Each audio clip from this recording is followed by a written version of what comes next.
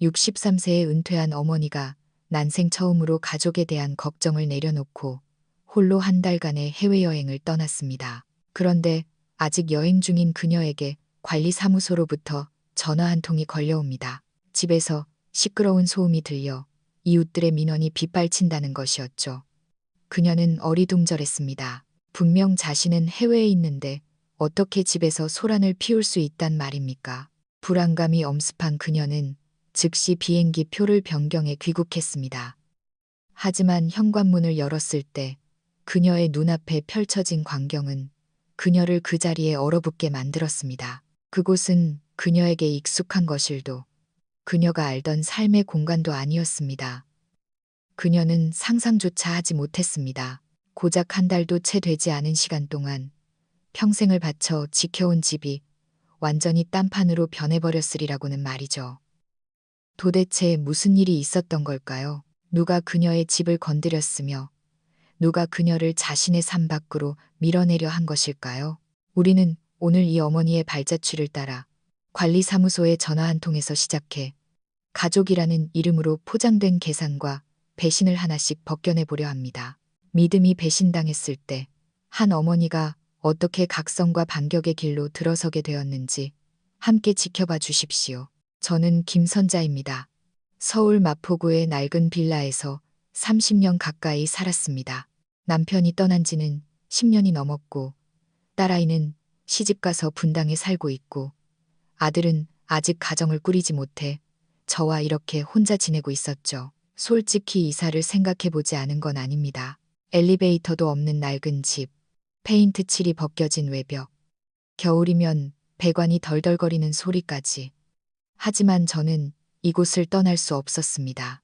타일 한 조각, 전기요금 고지서 한 장까지 모두 제 인생의 증명서나 다름없었으니까요. 남들은 오래된 집에 살면 곰팡내만 밴다고들 하지만 저는 이 집에 제 냄새가 제 인생이 배어 있다고 우겼습니다. 자식들은 자주 찾아오지 않았습니다. 딸 박지우는 결혼하던 해 저와 좀 크게 다였습니다. 제가 남동생을 편애한다며 이 낡은 집의 명의를 동생 앞으로 공동 등록해 준 일로 서운해했죠. 마치 자기는 포기한 자식 취급을 당했다고 느꼈던 겁니다. 나중에야 화해하고 겉으로는 깍듯하게 대하지만 여전히 우리 사이에는 보이지 않는 벽이 있었습니다. 아들 박민호는 제 마음속에 아픈 손가락이었습니다.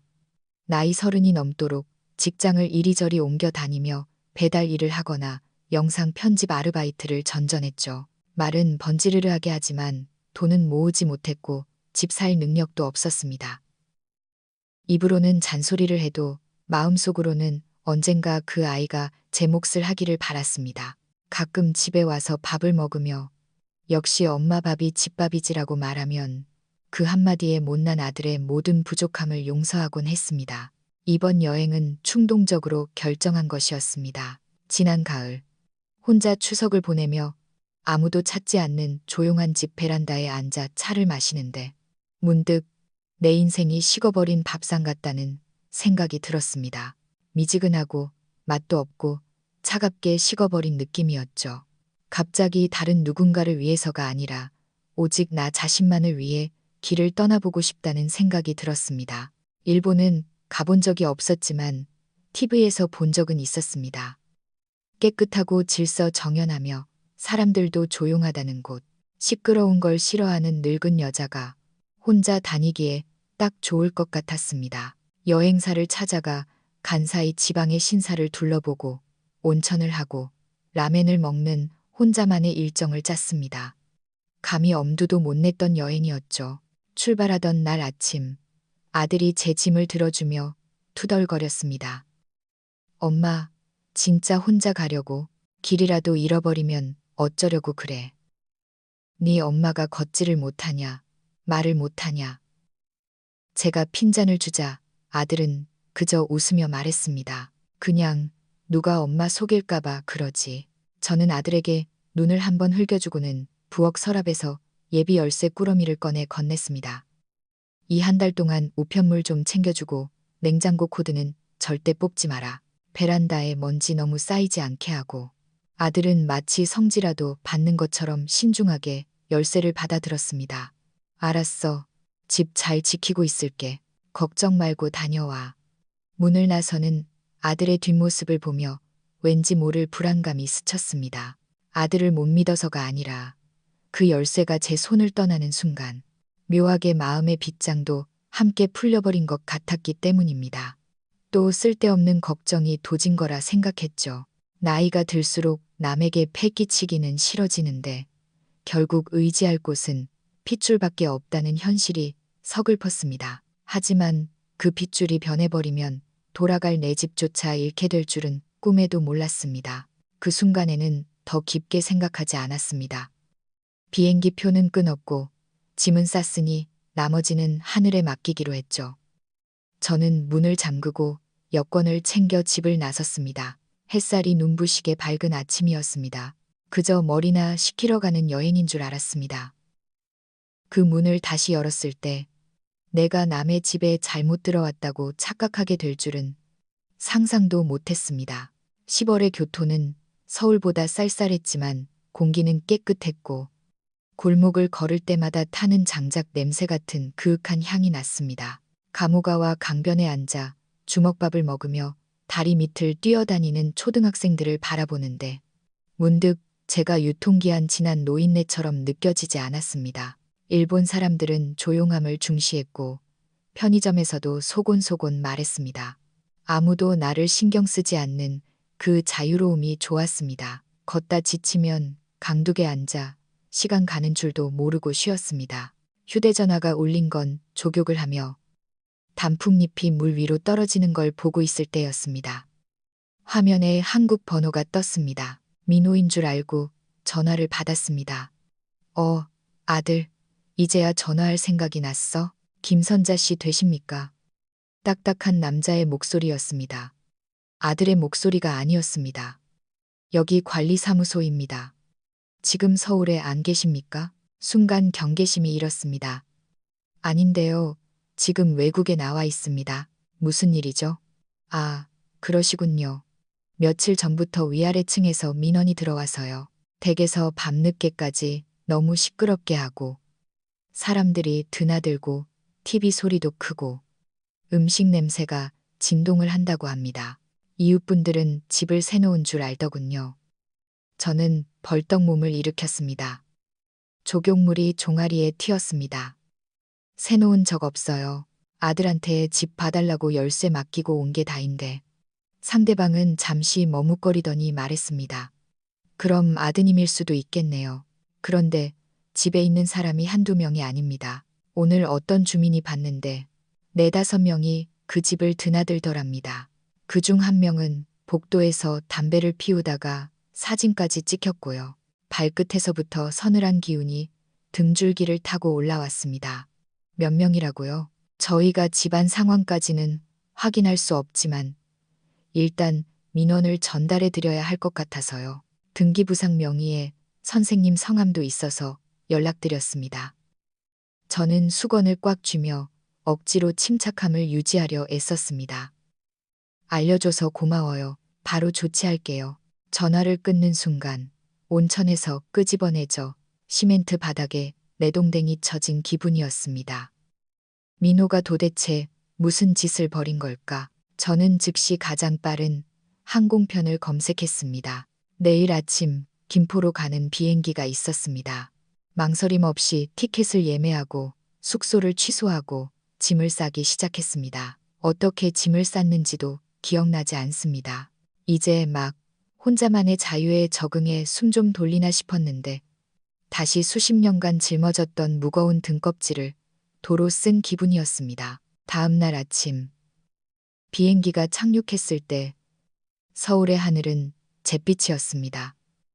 짐을 끌고 지하철을 타 마포구로 향했습니다. 역을 나와 멀리 우리 빌라가 보이자 여전히 계단에는 택배 상자가 쌓여 있고 베란다에는 속옷이 널린 오래된 동네 풍경이 눈에 들어왔습니다. 하지만 어쩐지 그 풍경이 저를 비웃는 것만 같았습니다. 계단을 한 칸 한 칸 오르는 발걸음이 천근만근 무거웠습니다. 현관 앞에 발판이 바뀌어 있었습니다. 제가 쓰던 초록색 면 발판이 아니라 행복한 우리 집이라고 적힌 유치한 캐릭터. 그림이 그려진 플라스틱 발판이었습니다. 아직 열쇠가 제 손에 있는데도 문 뒤에 무엇이 있을지 알 수 없었습니다. 하지만 분명한 건 이곳은 제가 떠나기 전에 그 집이 아니라는 사실이었습니다. 손잡이를 돌리자 문은 힘없이 열렸습니다. 집안의 냄새가 확 끼쳐왔습니다.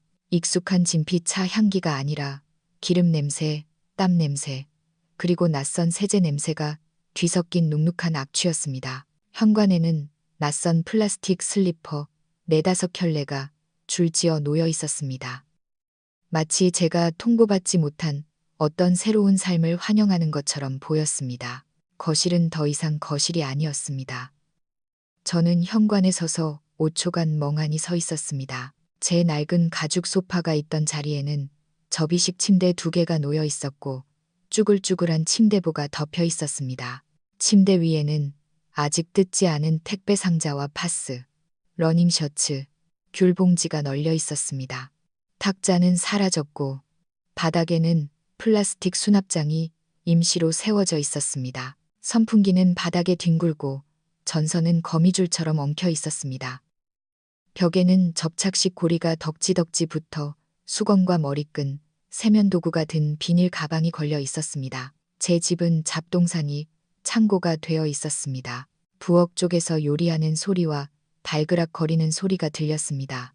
바닥에 흥건한 물기를 밟으며 부엌으로 향했습니다. 부엌 입구에서 꽃무늬 잠옷을 입은 여자가 등을 돌린 채 요리를 하고 있었습니다. 그녀는 발소리를 듣고도 뒤도 돌아보지 않은 채 말했습니다. 수진아, 두부 썰어야 하니? 저는 아무 말도 할 수 없었습니다. 그녀가 고개를 돌려 저를 보더니 인상을 찌푸렸습니다. 누구세요? 저는 부엌 문가에 서서 목구멍에서 억지로 쥐어짜낸 듯한 낮은 목소리로 말했습니다. 이 집 주인입니다. 여자는 2초 정도 멍하니 있더니 이내 얼굴에 예의상 미소를 띠며 말했습니다. 아, 민호 어머니시구나. 민호 씨한테 얘기 들었어요. 일본 가셨다고. 저희가 잠시 신세 좀 지고 있어요. 죄송해요. 기름 냄새가 좀 심하죠. 저는 천천히, 하지만 심장은 미친 듯이 뛰는 상태로 물었습니다. 누구십니까? 아, 저는 수진이 엄마예요. 최영숙입니다. 우리 수진이 결혼 준비 도우러 왔어요. 그녀는 손을 닦으며 마치 자기 집 부엌에서 사돈에게 밥을 해주는 것처럼 자연스럽게 말했습니다. 며칠 안 묵어요. 금방 나갈 거예요. 저는 몽유병 환자처럼 부엌을 나왔습니다. 베란다에는 낯선 청바지와 속옷들이 널려 있고 세탁기는 요란하게 돌아가고 있었습니다. 제 낡은 TV는 방으로 옮겨졌고 거실 벽에는 새벽거리 TV가 걸려 예능 프로그램을 시끄럽게 내보내고 있었습니다. 커튼도 바뀌어 있었습니다. 싸구려 분홍색 레이스 커튼이 달려 있었습니다. 바닥에는 라면 봉지, 벗어놓은 스타킹, 휴대폰 충전기가 어지럽게 널려 있고 현관 옆에는 배달 음식 쓰레기가 봉지째 쌓여 있었습니다. 아무도 제가 누구인지 묻지 않았습니다. 왜 돌아왔는지 묻지 않았습니다. 그들은 그저 그렇게 살고 먹고 돌아다니며 제 수십 년의 삶의 흔적을 헌신문지 덮듯 덮어버렸습니다. 방문이 열리고 젊은 여자가 양치질을 하며 걸어 나왔습니다. 이수진이었습니다. 그녀는 저를 힐끔 보더니 말했습니다. 아줌마 언니 찾으러 오셨어요? 입을 열려 했지만 말이 나오지 않았습니다. 제가 집이라고 믿었던 곳은 제가 자리를 비운 지 20일 만에 누군가에게는 빈집 자원, 미래의 자산으로 간주되어 버렸습니다. 더 이상 김선자의 삶은 없었습니다. 그때 현관에서 도어락 소리가 들리더니 문이 열렸습니다. 박민호였습니다. 아들은 저를 보고 얼어붙었습니다. 얼굴이 하얗게 질렸다가 금세 붉어졌습니다. 엄마, 왜 벌써 왔어? 저는 아무 말 없이 아들을 쳐다봤습니다. 아들은 제 눈을 피했습니다. 전화를 10통이나 했는데 안 받아. 제 목소리는 감정이 거의 느껴지지 않을 정도로 쉬어 있었습니다. 폰을 못 봤어. 아들은 기어 들어가는 목소리로 말하더니 지뢰라도 밟은 듯 조그맣게 덧붙였습니다. 엄마, 너무 놀라지 마. 그냥 잠시만 계시는 거야. 엄마 한 달 동안 외국 간다고 했잖아. 마침 저쪽 본가가 리모델링 공사를 한다고 해서. 제가 손을 들어 말을 끊었습니다. 누가 그렇게 하라고 허락했니? 아들은 입을 뻐끔거리며 제대로 된 변명조차 하지 못했습니다. 그때 부엌에서 최영숙의 목소리가 들렸습니다. 민호야, 밥 다 됐다. 어머니도 오셔서 좀 드시라 그래. 어머니, 호박전 좋아하신다며? 저는 눈을 감았습니다. 그 순간 깨달았습니다. 이 사람들은 자신들이 잘못했다고 생각하지 않습니다. 그들은 어쩌다 들어온 게 아니라 철저하게 계획하고 들어온 것입니다. 저는 집주인도 엄마도 아니었습니다. 그저 장애물이었습니다. 저는 제 집 식탁 앞에 앉았습니다. 식탁 위에는 제가 윤기나게 닦아놓은 짙은 나무 상판 대신 스위트 홈이라고 적힌 비닐 식탁보가 깔려 있었고 기름때와 물기가 묻어 있었습니다. 저는 마치 손님처럼 꼿꼿하게 앉았습니다. 박민호는 맞은편에 앉아 다리를 떨며 두 손을 모은 채 눈치만 봤습니다. 말해봐. 제가 입을 열었습니다. 왜 이 사람들이 들어와 있는 거야? 그게 갑자기 아들은 저를 힐끔 보더니 다시 고개를 숙였습니다. 엄마 일본 가서 한 달 동안 안 온다며 저쪽 집이 누수가 생겨서 공사해야 한대. 결혼 준비도 해야 하고. 그래서 나는 그냥 집도 비어 있으니까 며칠만 계시라고. 집이 비어 있으면 네가 주인 행세해도 되는 거니? 목소리는 높지 않았지만 한 글자 한 글자가 벽을 긁는 쇠삽 같았습니다. 나도 엄마가 이렇게 일찍 올 줄 몰랐지. 아들은 지푸라기라도 잡으려는 듯 말했습니다. 원래 엄마 오기 전에 나가시라고 하려고 했어. 진짜야, 엄마. 내 말 좀 들어봐. 나쁜 분들 아니야. 그냥 잠깐, 며칠만. 며칠 묵는데 짐을 싸들고 와서 내 커튼을 바꾸고 가구를 옮겨. 저 선풍기랑 TV는 누가 산 거야? 벽에 고리는 누가 박았고 부엌 그릇들은 다 어디 가고 저게 나와 있어. 이게 며칠 묵는 거니? 아들은 꿀 먹은 벙어리가 되어 입술만 달싹거렸습니다. 그때 이수진이 걸어 나오며 손을 닦았습니다. 어머님, 너무 흥분하지 마세요. 저희 진짜 잠깐 신세 지는 거예요. 어머님 중요 물건은 손도 안 댔어요. 방에는 들어가지도 않았고 거실만 좀 정리한 건데. 저는 그녀를 향해 고개를 돌렸습니다. 고개를 불에 들어오기 전에 내 동의 구했습니까? 그녀의 얼굴에 짜증이 스쳐 지나갔습니다. 민호 씨가 괜찮다고 해서 당연히 어머님도 동의하신 줄 알았죠. 그리고 그녀는 피식 웃으며 말했습니다. 어머님, 솔직히 이 집 나중에 저희 집 될 거잖아요. 어차피 결혼하면 여기 들어와 살 건데 미리 좀 들어와서 적응하는 게 뭐 그리 잘못된 거예요? 저는 멍해졌습니다. 그녀는 가볍게 말했지만 그 말은 비수가 되어 제 배를 찔렀습니다. 누가 이 집이 나중에 너희 집이 된다고 하더냐? 그녀는 눈썹을 치켜떴습니다.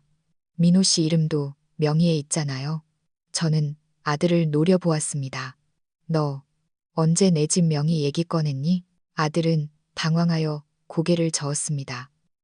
아니, 나는 그냥 신혼집 어떻게 할 거냐고 묻길래 엄마랑 나랑 공동명의라고. 내가 집이 내 거라고 했어? 아니, 네가 아니라고도 안 했잖아. 제가 말을 잇기도 전에 이수진이 콧방귀를 뀌었습니다. 어머님, 저희가 뺏겠다는 게 아니잖아요. 결혼도 코앞이고 부모님 서울 오셔서 환경도 좀 익히고 그리고 솔직히 어머님 혼자 사시는데 이렇게 큰 집 놔두고 새도 안 주고 좀 낭비 아닌가요?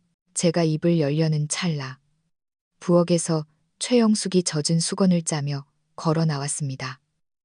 사돈, 오해하지 마슈.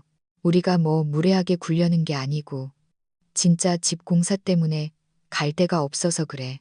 수진이가 사돈 어른 안 계신다고 해서 잠깐 신세 좀 지자고 한 거지. 그녀는 말하면서도 입꼬리에 묘한 강요가 묻어났습니다. 우리도 나이 먹을 만큼 먹은 사람들인데 밖에서 여관잠 자는 게 모양 빠지잖아. 보다시피 우리가 와서 뭐 난동 부린 것도 아니고 이웃들한테 피해도 안 줬는데 뭘. 저는 차갑게 쏘아보았습니다. 그녀는 계속했습니다. 게다가 우리 곧 한 가족들 사이 아니우.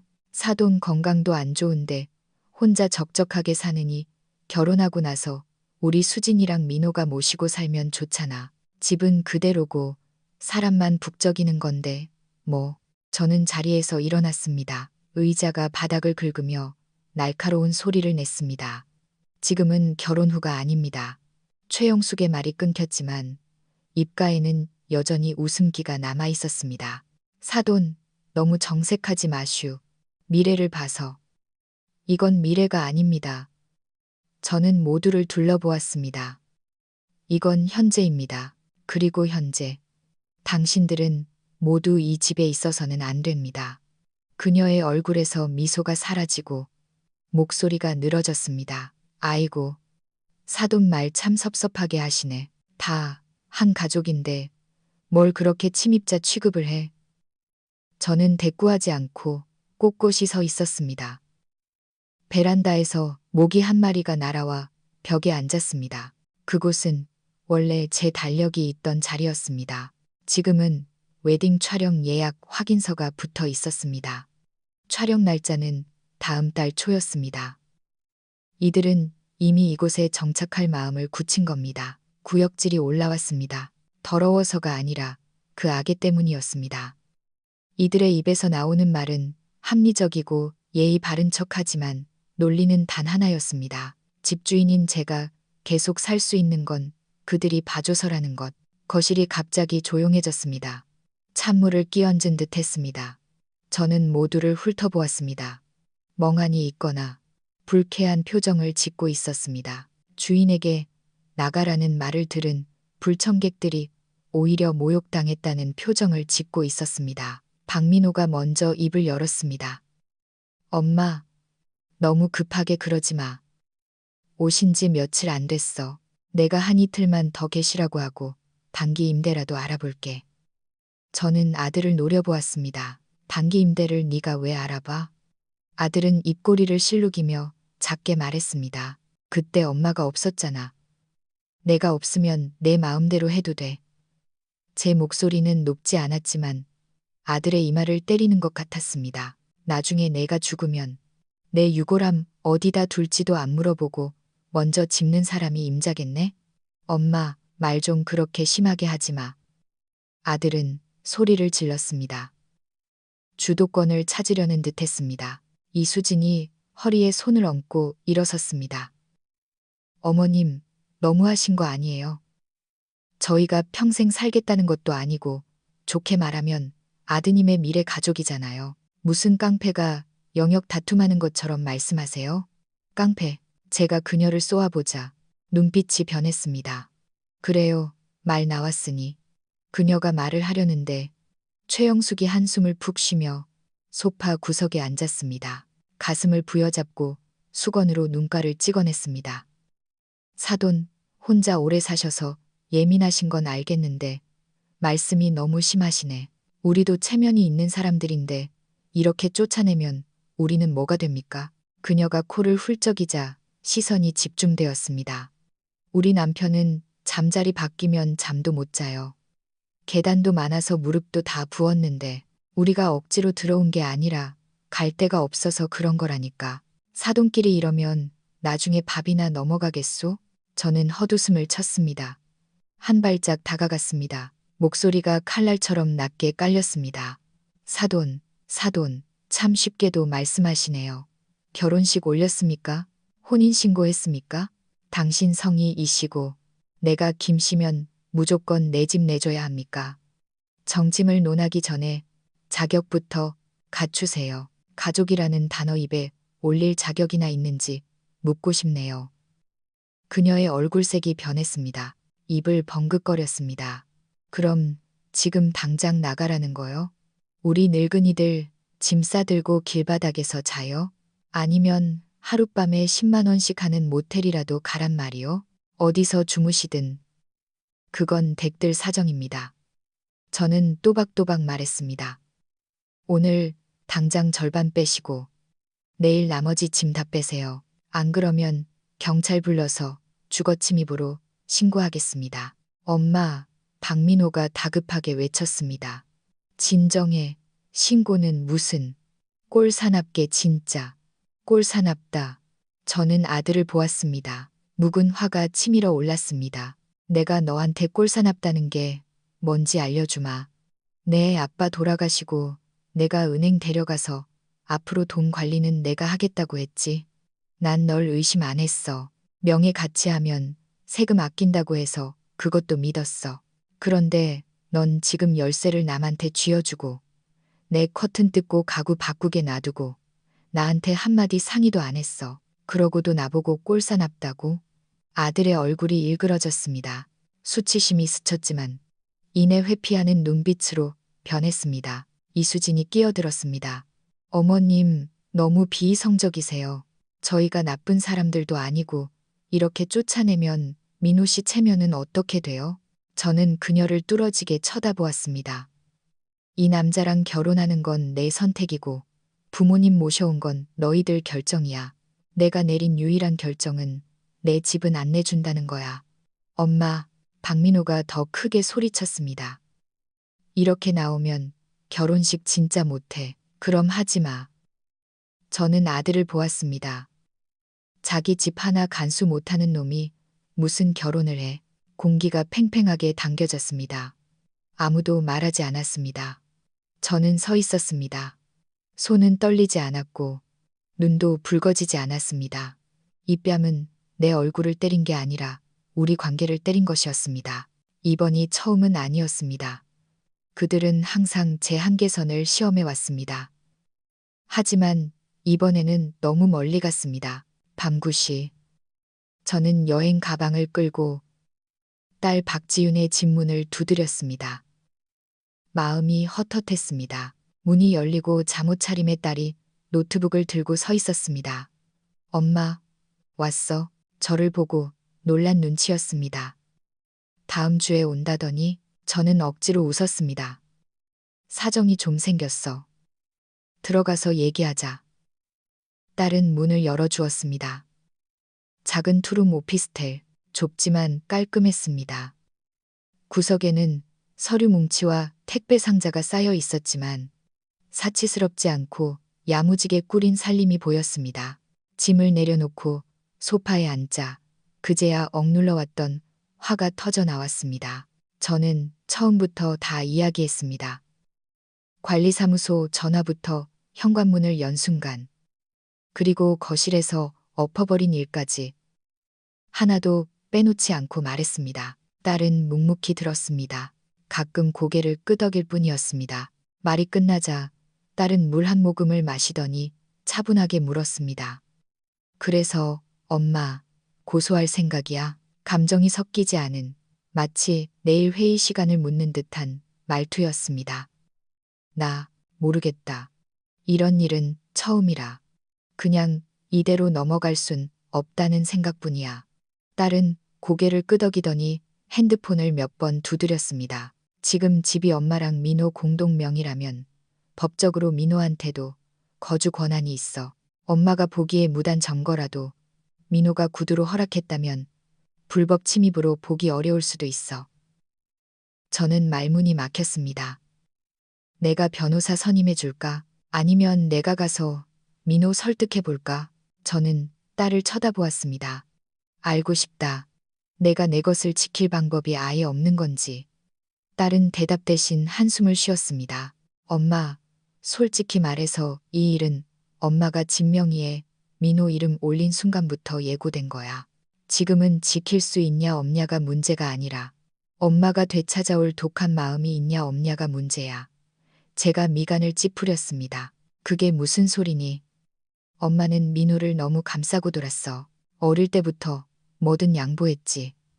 내가 피아노 배우고 싶다고 했을 때 비싸다고 안 된다더니 걔가 기타 배운다고 하니까 2개나 사줬잖아. 나 고등학교 때 지방으로 대학 가고 싶다고 했을 때 멀다고 반대하더니 걔 교환학생 간다고 하니까 대출까지 받아서 보내줬잖아. 딸의 목소리는 여전히 차분했습니다. 엄마는 옳고 그름을 모르는 게 아니야. 그냥 도박을 한 거지. 언젠가는 걔가 고마워할 거라고 믿으면서 편애한 게 아니야. 제 목소리는 작았지만 고집스러웠습니다.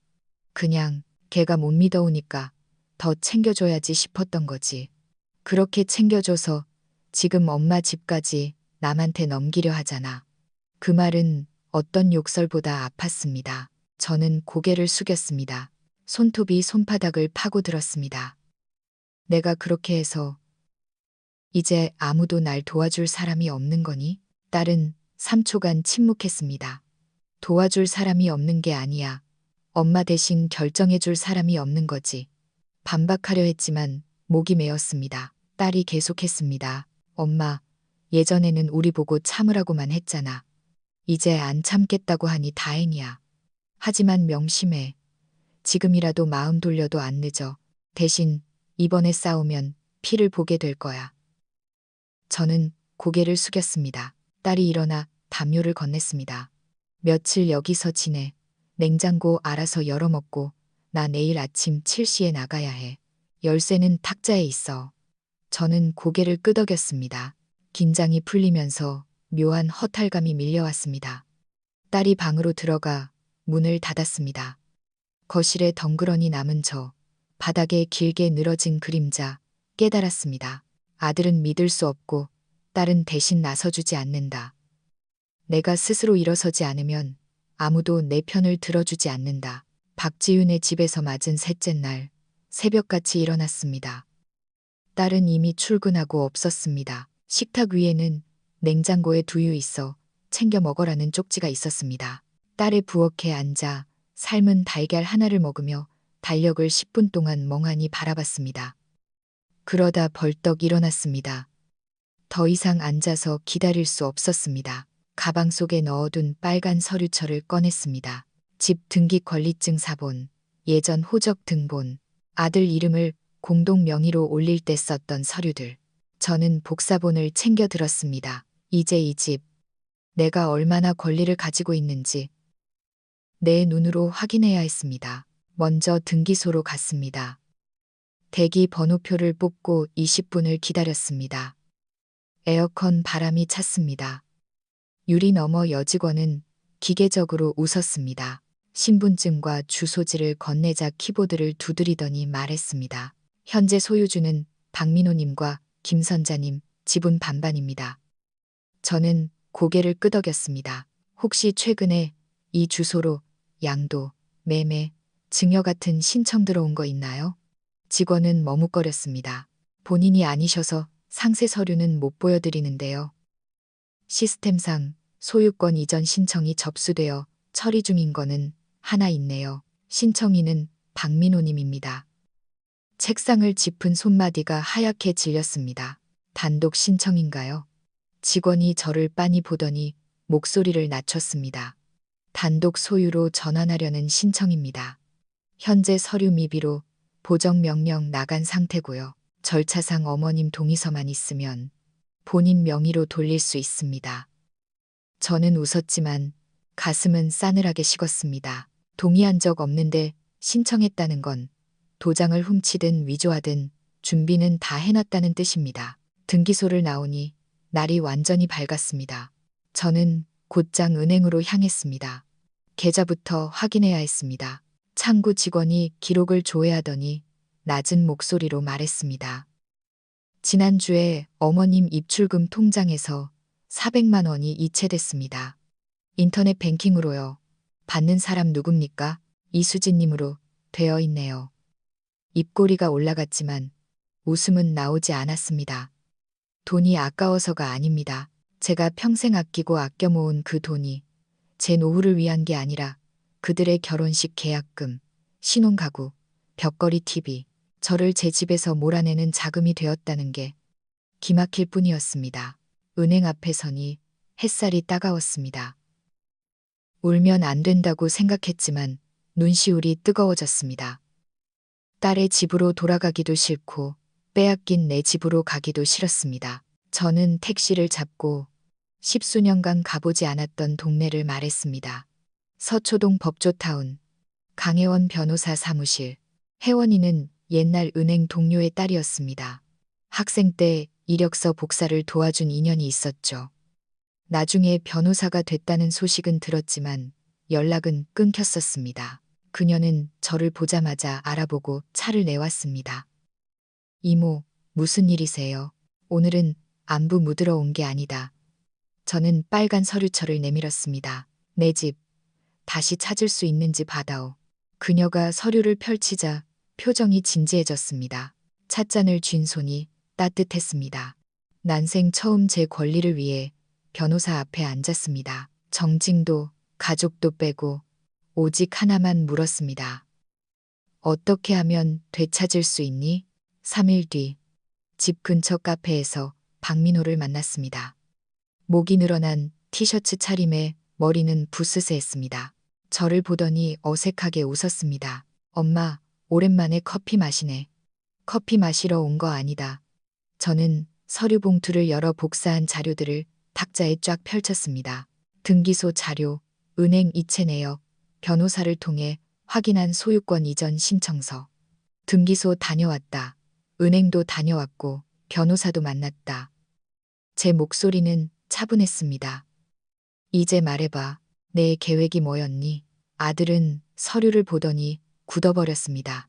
엄마, 뭘 이런 것까지 뒷조사를 해? 뒷조사라니. 제가 노려보았습니다. 소유권 이전 신청, 내가 했니 안 했니? 아들은 침을 꿀꺽 삼키며 시선을 피했습니다. 그냥 절차만 좀 알아보려고 했던 거지. 진짜 넘기려고 한 건 아니야. 이수진한테 보낸 400만 원, 내 계좌에서 뺐지? 아들은 눈을 깜빡거리며 당황했습니다. 그건 엄마가 그 돈 안 쓸 줄 알고. 말 끊지 마. 선택지 2개 준다. 첫째, 그 사람들 당장 내보내고 이전 신청 취소해.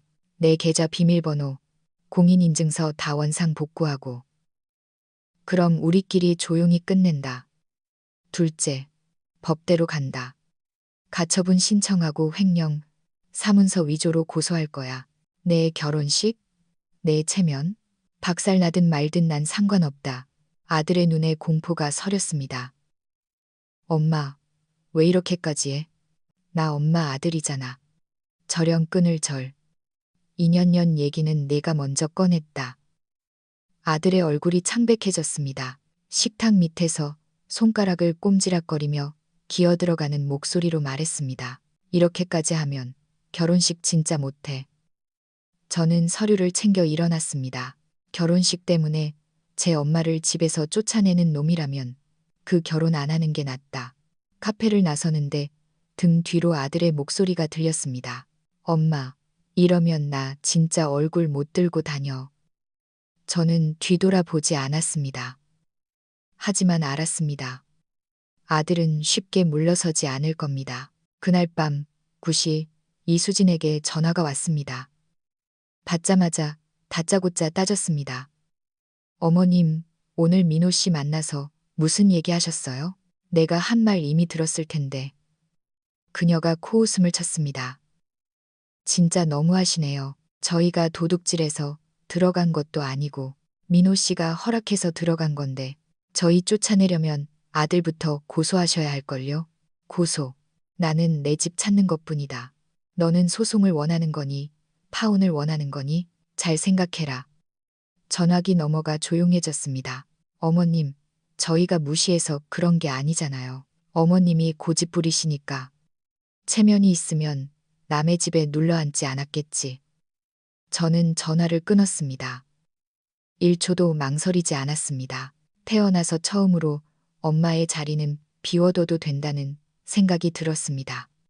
내가 무조건 참아주지만 않는다면 말이죠. 폭염주의보가 내린 날, 강혜원 변호사 사무실에서 내용 증명을 보냈습니다. 내용은 간단하고 명료했습니다. 즉시 퇴거할 것, 소유권 이전 신청 취소할 것, 무단 인출한 돈 반환하고 사과할 것. 위임장에 서명하는 손은 떨리지 않았지만 가슴 한구석은 시렸습니다. 혜원이가 저를 보며 존경심 담긴 눈빛으로 말했습니다. 이모, 이 단계 넘어가면 이제 못 돌이키세요. 알아. 하지만 나중에 돌아갈 집조차 없게 되고 싶진 않다. 내용 증명이 도착하고 3일 뒤에야 박민호에게서 전화가 왔습니다. 목소리가 바짝 말라 있었습니다. 엄마, 왜 일을 이렇게 크게 벌려? 회사 사람들까지 다 알게 됐잖아. 일을 크게 벌려 내 이름 빼려고 작당한 게 누군데. 변호사한테 집으로 우편물 보내지 말라고 할 걸 그랬니? 집이라니. 어느 집 말하는 거냐? 아들은 아무 말도 못했습니다. 3일 더 기다린다. 안 나가면 강제 집행 신청한다. 엄마, 아들이 애원했습니다. 장인 장모님 나쁜 분들 아니야. 그냥 나중에 우리 같이 살 거니까. 미래 핑계 대지 말고 지금 나가라고. 나쁜 뜻은 아니었어.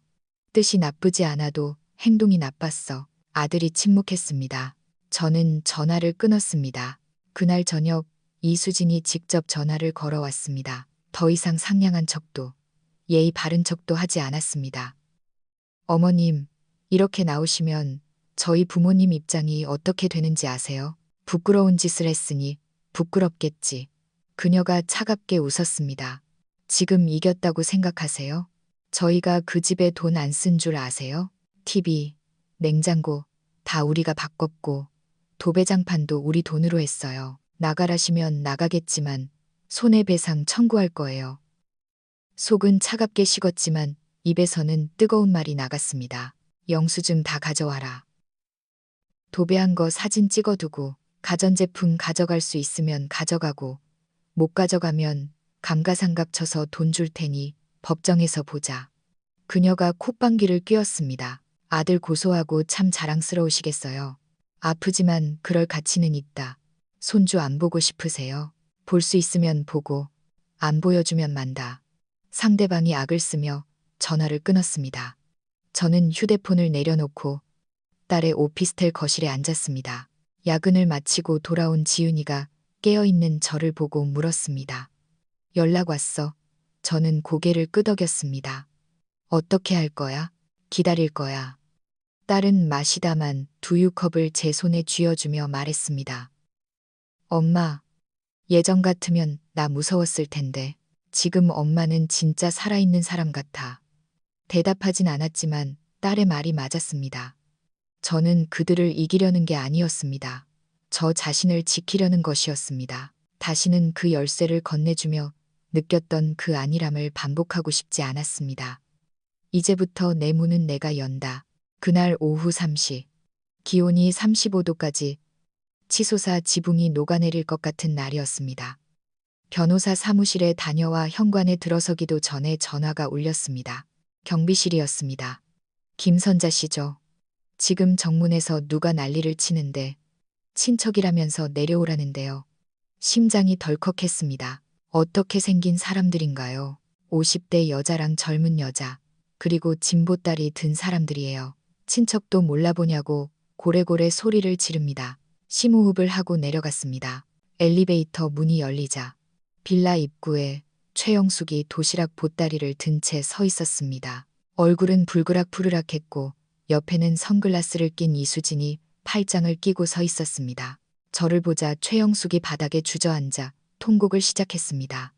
아이고, 김선자, 너 너무 독하다. 밥 한 숟가락도 못 뜨고 쫓겨나게 생겼네.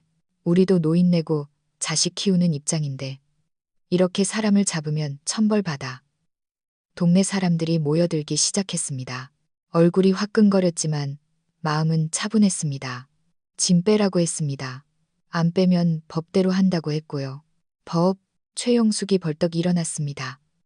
법 좋아하네. 나는 정직으로 말하는데 너는 법을 들이대? 좋아, 어디 뉴스에 한번 나보자. 이수진이 다가와 작게 속삭였습니다. 엄마, 그만해. 그만하긴 뭘 그만해. 제가 내 말을 듣기나 해. 최영숙의 목소리가 더 커졌습니다. 아들이 살라고 해서 들어왔어. 가전제품도 우리 돈으로 샀어. 근데 이제 와서 사람을 내쫓아. 사돈이라고 봐줬더니 아주 사람을 우습게 하네. 내 딸이 당한 거 인터넷에 다 올릴 거야. 저는 차갑게 그녀를 내려다봤습니다. 올리고 싶으면 올리세요. 그녀가 멈칫하더니 다시 욕을 퍼부었습니다. 두고 봐라. 내 딸이 SNS 하는 애야. 우리 사돈이 이따위라고 소문내면 내 편 들어줄 사람 하나도 없을걸. 저는 대꾸하지 않고 뒤돌아섰습니다. 그녀가 제 등 뒤에 대고 소리쳤습니다. 너 평생 후회할 거야. 저는 멈춰서서 돌아보지 않고 말했습니다. 집은 내 목숨 줄입니다. 내가 지킬 겁니다. 그 말을 남기고 엘리베이터에 탔습니다. 문이 닫히는 순간 사람들 사이에서 수군거리는 소리가 들렸습니다. 저는 더 이상 정 많은 할머니가 아니었습니다. 하지만 그들의 정 따위 필요 없었습니다. 그저 내 것을 더 이상 빼앗기지 않으면 그만이었습니다. 그날 밤 저는 법원 전자소송 사이트에서 강제 집행 신청서를 제출했습니다.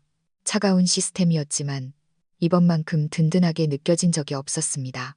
법원의 강제 집행 예고장이 도착한 날 아침 9시 저와 집행관 그리고 경찰관 2명이 집 앞에 섰습니다. 정식 공문과 함께였습니다. 소리 지를 필요도 울 필요도 없었습니다. 서류에 적힌 글자가 곧 명령이었습니다. 기한 내 퇴거 불응시 강제 집행.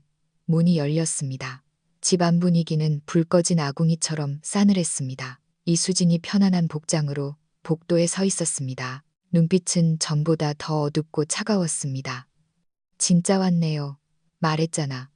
제 목소리는 놀라울 정도로 차분했습니다. 나는 내 삶을 찾으러 온 거지. 너랑 기싸움하러 온 게 아니라고. 방에서 최용숙이 나왔습니다. 법원 사람들을 보자 얼굴색이 변했습니다.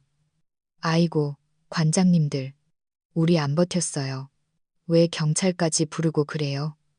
우리가 뭐 강도입니까? 집행관이 사무적으로 말했습니다. 민사 집행 절차에 따른 겁니다. 협조 안 하시면 강제 개문하고 짐 드러냅니다. 나간다니까요. 최영숙이 날카롭게 소리쳤습니다. 우리가 뭐 거지예요. 우리도 이 집에 돈 썼다고요. 이수진이 낮게 말했습니다. 엄마, 그만해. 그리고 저를 보며 경멸 섞인 표정으로 말했습니다. 혼자 살고 싶으시다니 소원 들어드릴게요. 그녀가 방으로 들어가며 문을 쾅 닫았습니다. 벽이 울렸습니다. 저는 현관에서 꼼짝도 하지 않았습니다. 박민호가 뒤늦게 도착했습니다. 가방을 메고 땀을 뻘뻘 흘리며 나타났습니다. 저와 집행관을 보더니 마치 두 세계 사이에 낀 사람처럼 난감한 표정을 지었습니다. 엄마, 진짜 이렇게까지 해야 해. 법원까지 부르고 다들 얼굴 붉히고. 저는 아들을 돌아보며 담담하게 물었습니다. 네가 보기에 이 얼굴에 남은 게 있어 보이니? 아들이 이를 악물고 으르렁거렸습니다. 짐 싸고 있었잖아. 며칠 더 주면 어디 덧나. 진짜 독하다. 독한 게 아니라 너희가 너무 뻔뻔했던 거야. 열쇠는 내가 맡긴 거지. 너한테 팔아먹으라고 준 게 아니야. 아들은 할 말을 잃었습니다. 네가 저 사람들 편에 너무 오래 서 있어서 내가 원래 어디 서 있었는지 잊어버린 거야. 방 안에서 짐 싸는 소리가 들렸습니다. 테이프 뜯는 소리, 옷걸이 부딪히는 소리, 흙을 파내는 소리 같기도 하고 청산하는 소리 같기도 하고 작별하는 소리 같기도 했습니다. 저는 들어가서 감시하지 않았습니다. 그저 유산을 돌려받기를 기다리는 노인처럼 타인들이 내 인생에서 빠져나가기를 기다리며 서 있었습니다. 1시간쯤 지나자 이수진이 회색 트레이닝복 차림으로 캐리어를 끌고 나왔습니다. 저를 쳐다보지도 않았습니다. 최영숙은 나오면서도 궁시렁거렸습니다. 늙어서 마음이 저렇게 꼬였으니 독하게도 산다. 그들이 엘리베이터를 타고 내려갈 때까지 저는 움직이지 않았습니다. 박민호가 마지막으로 문 앞에 섰습니다. 한참을 망설이다 입을 열었습니다. 엄마, 나 나중에 다시 와도 돼? 저는 딱 한마디 했습니다. 우리 집 문은 안 잠겨 있다. 하지만 들어올 땐 너 자신을 데리고 와라. 문이 닫혔습니다. 이번에는 제가 쫓겨난 게 아니라 제가 문을 닫은 것이었습니다. 거실로 들어왔습니다. 바닥에는 테이프 자국이 끈적하게 남아 있었습니다. 창문으로 햇살이 쏟아져 들어왔습니다. 빛이 바닥을 칼로 베어낸 듯 선명하게 비쳤습니다. 눈이 부셨습니다. 저는 자리에 앉아 아무 말도 하지 않았습니다. 창밖에서 새소리가 들리고 아래층 아이 우는 소리가 들렸습니다. 문득 깨달았습니다. 이 집이 내 인생에서 처음으로 오롯이 나 혼자만의 것이 되었다는 것을. 조용하고 현실적이고 가식 하나 없는 공간. 갑자기 눈물이 났습니다. 슬퍼서가 아니었습니다. 아주 깊은 곳에서 무언가가 풀려나가는 해방감이었습니다. 집을 되찾고 4일 뒤 집을 정리했습니다. 커튼을 급하게 바꾸지도 않았고 새 TV를 사지도 않았습니다. 탁자 위에는 우롱차 한 주 전자와 찻잔 하나만 놓았습니다. 외로워서가 아니라 그 고요함을 충분히 즐기고 싶어서였습니다. 그날 밤 앨범을 뒤적이다 딸 지윤이의 어릴 적 사진을 발견했습니다. 6살 양갈래 머리를 하고 집 앞 계단에 앉아 고구마를 먹는 사진이었습니다. 그 뒤 배경에는 제가 아들 민호를 안고 귀에 바람을 불어주며 사내 자식이 추위 타면 안 되라고 하는 모습이 찍혀 있었습니다. 수없이 본 사진인데 이번에는 딸아이의 표정이 눈에 들어왔습니다. 웃고 있지 않았습니다.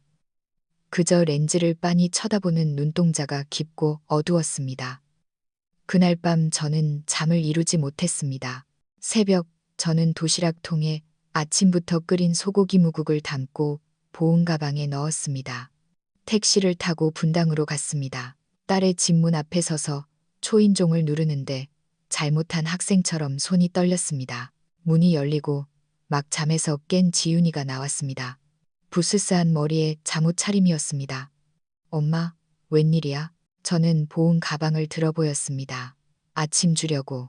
그리고 할 말도 있고 딸은 고개를 끄덕이며 문을 열어주었습니다. 우리는 좁은 부엌 원형 탁자에 앉았습니다.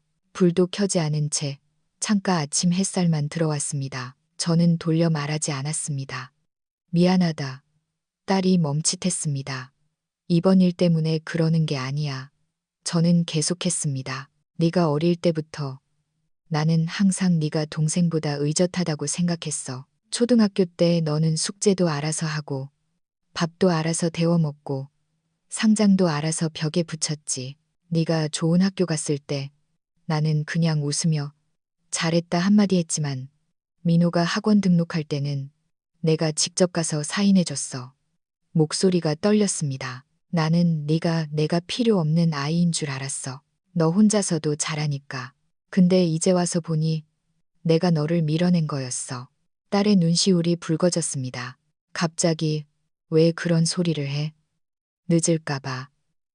저는 제 손을 내려다보았습니다. 너를 사랑하지 않아서가 아니라 내 아빠한테 너무 미안해서. 아들놈 하나 번듯하게 키워놓으면 하늘에 있는 내 아빠가 안심할까봐 그랬다. 저는 씁쓸하게 웃었습니다. 결국 둘 다 망쳤네. 딸이 의자를 당겨 앉으며 목이 메어 말했습니다. 엄마, 나 고2 때 학교 끝나고 집에 오는 게 제일 무서웠어. 엄마도 없고 민호도 없고 불 꺼진 집의 부엌은 차갑고 그때 생각했어. 내가 만약 이 방에서 죽으면 일주일 동안 아무도 모를 거라고. 고개를 숙인 제 손등 위로 눈물이 뚝뚝 떨어졌습니다. 나는 내가 집을 지키고 자식들 미래를 지킨다고 생각했어. 그런데 정작 내 곁에서 아무것도 가져가지 않고 묵묵히 서 있어. 준 건 너라는 걸 몰랐구나. 딸이 숨을 들이켜는 소리가 들렸습니다. 알아. 엄마가 일부러 그런 거 아니라는 거. 하지만 알려주고 싶었어. 너의 그 침묵이 사실은 어떤 울음보다 더 아팠다는 걸 내가 이제 알았다고. 딸은 말없이 눈물을 닦았습니다. 저는 조용히 무국이 담긴 통을 밀어주었습니다. 너 어릴 때 이 국 좋아했잖아. 자주 못 해줬지. 오늘 아침에 2시간 동안 끓였어. 그냥 예전에 못 해준 거 한 번이라도 해주고 싶어서. 딸이 고개를 들었습니다. 눈물 맺힌 눈으로 저를 보았습니다. 엄마, 목소리가 떨렸습니다. 예전에도 이렇게 말해줬으면 나 엄마 그렇게 미워하지 않았을 텐데. 저는 고개를 끄덕였습니다. 안다. 딸이 휴지를 뽑으려다 손을 떨었습니다. 저는 천천히 손을 뻗어 딸의 손을 덮었습니다. 지금이라도 늦지 않았니? 제가 조용히 물었습니다. 딸은 입술을 깨물다 결국 참지 못하고 울음을 터뜨렸습니다. 안 늦었어. 딸이 흐느꼈습니다. 안 늦었어. 그 순간 햇살이 우리 손 위로 쏟아졌습니다. 딸의 손에서 전해지는 온기가 마치 제가 수년 전에 잃어버렸던 무언가를 다시 이어주는 것 같았습니다. 우리는 그렇게 앉아 더 이상 말하지 않고 서로의 손을 잡고 있었습니다. 용서를 위해서도 위로를 위해서도 아니었습니다. 승자 없는 이 전쟁에서 진짜 출구를 찾기 위해서였습니다. 오늘의 이야기는 여기까지입니다. 여러분은 이 상황을 어떻게 보셨나요? 만약 여러분이 김선자 씨라면 며느리 될 사람과 사돈을 위해 참으셨을까요? 아니면 그녀처럼 단호하게 문을 닫으셨을까요? 아들의 행동은 용서받을 수 있을까요? 딸의 냉정함은 이성적인 걸까요? 냉혈한 걸까요? 혹시 여러분 주변에도 비슷한 일이 있었나요? 누군가 당신의 공간, 믿음, 심지어 평생 지켜온 소중한 것을 침범한 적이 있다면 댓글로 남겨주세요. 김선자 씨의 선택에 찬성하시나요? 아들을 용서해야 할까요? 여러분의 경험과 생각은 또 다른 누군가에게 위로와 출구가 될 수 있습니다. 오늘 이야기가 공감되셨다면 좋아요와 구독 부탁드리고 소중한 분들에게 공유해 주세요. 우리는 앞으로도 현실적이고 인간의 깊은 내면을 다루는 이야기로 찾아오겠습니다. 함께 마주하고 함께 생각합시다. 감사합니다.